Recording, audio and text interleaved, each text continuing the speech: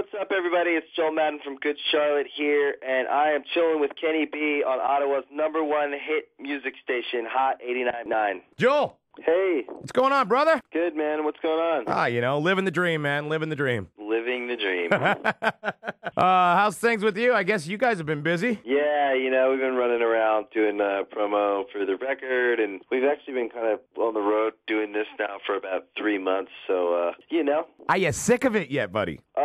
You know what, man? Not really. You know, like, obviously, like, I miss home, and I got kids, so I miss my kids, but I'm just, you know, I'm happy to have a job, you know, and I never take it for granted that this, you know, like, this is what we do for a job, so you can't take that for granted. So I try to just go show up for work every day and be stoked and do it with a smile. And, you know, I got a lot of friends that work really hard, and I appreciate that even when I'm working hard, it's not that hard. Well, the good thing is, like, I think you have a strong upbringing, like, just like myself. Like, your parents instilled, like, working hard is beneficial. Well, I would say your mother instilled. Absolutely, man.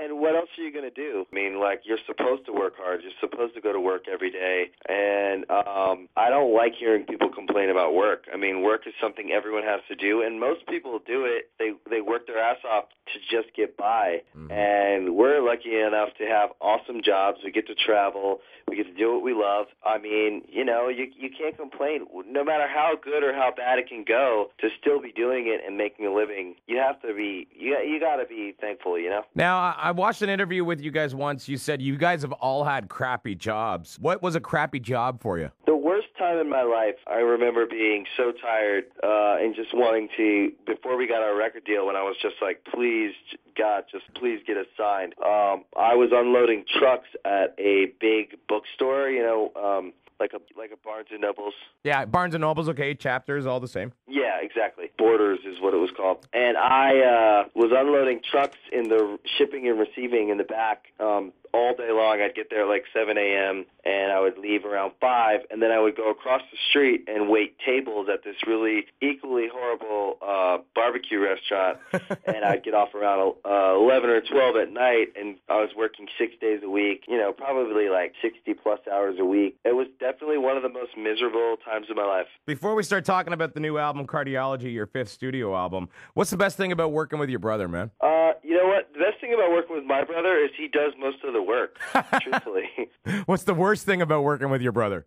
He does most of the work, so he holds it over my head. Well, you're a father now. You got that stance that you could take. Hey, I'm busy, right? That's exactly why I'm busy. I mean, most of the time, you know, I can put in 8 hours, but it's got to be like every day when we go to the studio, 8 hours, let's do it, let's get there.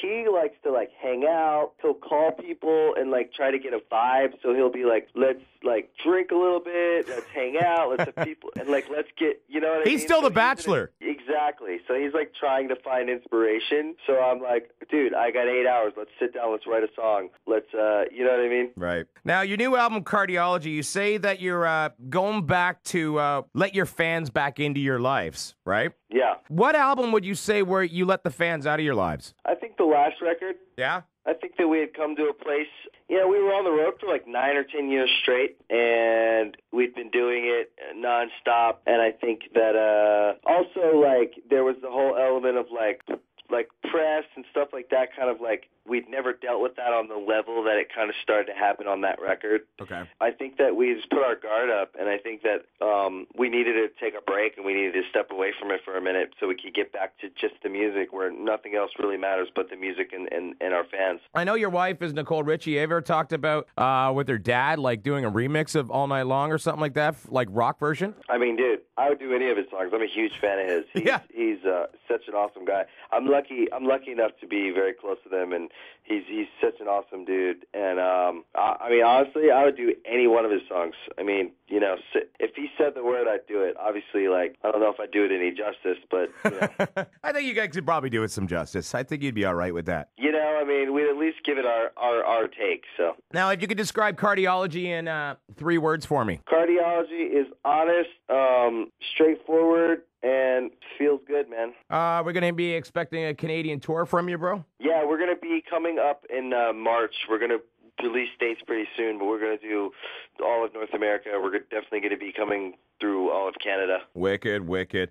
You also DJ still. Yeah. What's the best part about DJing? Because I'm a fellow DJ, man. I love to spin. What kind of beats do you like to play? I like playing, electro. Yeah, nice. And the best thing for me is just it's fun and there's no pressure. You just get up there and you have fun and you play music you like, and there's really like no expectation or pressure. Obviously, just to make people dance, but at the end of the day, even if you're not doing that, you can have those selfish nights sometimes where you just want to play stuff you love. Obviously, the dance floor is going to suffer, but if you're willing to do that, then like DJing is pretty much, it's a very fun, easy, no pressure, selfish kind of thing you can enjoy. Well, I got an afternoon show here, and I got a mixed show called the 5 o'clock Traffic Jam. So when you guys are in town, I want you to spin it for me, all right? I'd love to, man. Now, before we get going, because I know you guys got a bunch of interviews to do, and you probably been asked some stupid questions. What's the worst question you've ever been asked?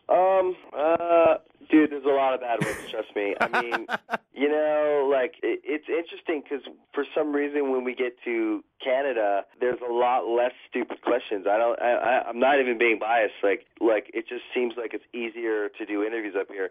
But in America, people can just be so unintelligent with their questions sometimes. And the worst is it's always about tablet stuff, man. Yeah. Especially when it's other people. Like I don't even know what's going on with people, and then I'm getting asked about other people. What's your take then on the paparazzi and like indulging in personal lives? Look, I think that if you're an entertainer, you're going to have to deal with some of that. Like, you can't complain about it. Like, if you're going to an event or if you're going even to a restaurant or a club, like, you got to expect that. But it's just when it comes, like, for me, at this point in my life, I'm like, you know what, I get it. I understand, like, that's a part of the whole thing.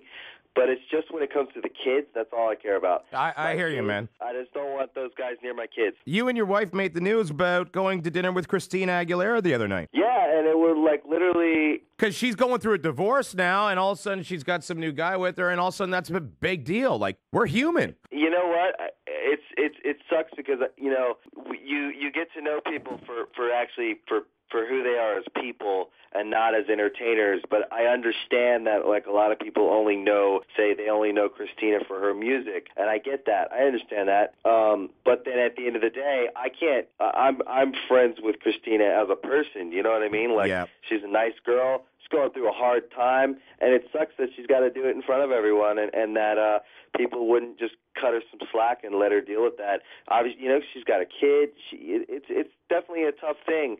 That's, for me, my biggest thing is, like, as adults, we can deal with it. You can't complain about it. You're an entertainer. You're out there. It's just my kids. As long as I can keep my kids safe, keep their privacy, which we've been able to do for the most part. Every once in a while, we'll have some idiot. That's the crazy thing is that these guys, and you should see some of these guys, the shadiest, weirdest dudes you've ever seen in your life. Really? They buy a camera, so then they're allowed to stalk your kids and your girl just because they have a camera. That's the thing that blows my mind. And for me, that's the only thing I don't mess around with. I lose it sometimes on those guys when they're around my kids. And so far, we've been able to protect our kids, and our kids really don't know that any of that exists yet. So I'm just going to hopefully knock on wood and keep the record going. Well, brother, it definitely sounds like you've matured like 100-fold with fatherhood and everything. So I commend you on that. Hey, man, I'm trying.